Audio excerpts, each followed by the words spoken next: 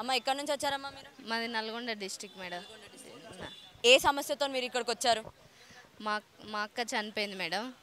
రెండు అంటే మీ అక్క చనిపోయిందంటే ఏంటిది, అసలు ఏం జరిగింది, ఎట్లా చనిపోయింది? మహాబతుకమ్మ ప్రోగ్రామ్కి వచ్చింది మేడం. 2017లో ఎల్బీ స్టేడియంలో మహాబతుకమ్మ ప్రోగ్రామ్ అని జరిగింది. ప్రోగ్రామ్కి వచ్చింది, చనిపోయింది. అక్కడ పబ్లిక్ గార్డెన్ గేట్ తగిలి కింద పడిపోయి చనిపోయిందని చెప్పారు. మాకు ఇంతవరకు ఇంక ఎలా చనిపోయింది అనేది మాకు తెలియలేదు. మాకు చనిపోయిందని తెలిసి డెడ్ బాడీ మాకు ఇచ్చేసారు. అట్లనే మేము తీసుకొని వెళ్ళినాం. చనిపోయిన మా అక్కకి 2 పిల్లలు ఉన్నారు మేడం. ఆ రోజు నుంచి గత ప్రభుత్వం కూడా మాకు ఏం న్యాయం చేయలేదు. ఇప్పుడన్నా ఏదైనా న్యాయం అవుతుందో అన్నట్టు ఇక్కడికి వచ్చినాం మేడం. అయితే ఇందులో అయితే మాత్రం ఏమని ఉందనంటే, కవిత గారు మీ కుటుంబానికి అంటే ఒక హామీ అయితే ఇచ్చారు.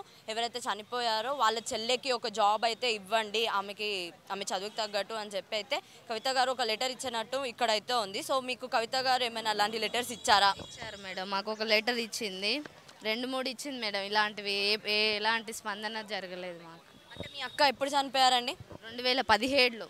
2017లో. సో ఈ లెటర్ ఎప్పుడు వచ్చింది?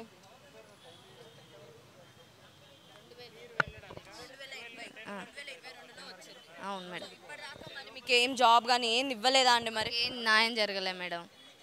మా నేనే చూసుకుంటున్నా మేడం. మా అక్కకి 2 పిల్లలు, నాకు 3 పిల్లలు, 5 పిల్లలు నాకే భారం అయ్యారు మేడం. అవును మేడం. నేను కూలి పని చేస్తున్నా మేడం. 500 వస్తాయి మేడం.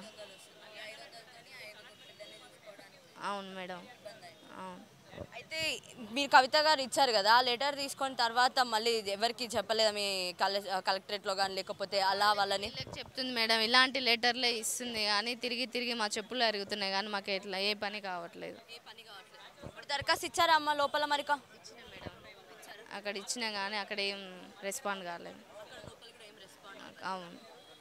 అసలు మీకు న్యాయం జరుగుతుందా మీరు అనుకుంటున్నారా మరి? జరగాలని అనుకుంటున్నాం మేడం. మమ్మల్ని మా కుటుంబం నమ్మకం ఉంది మేడం. నమ్మకం ఉంది.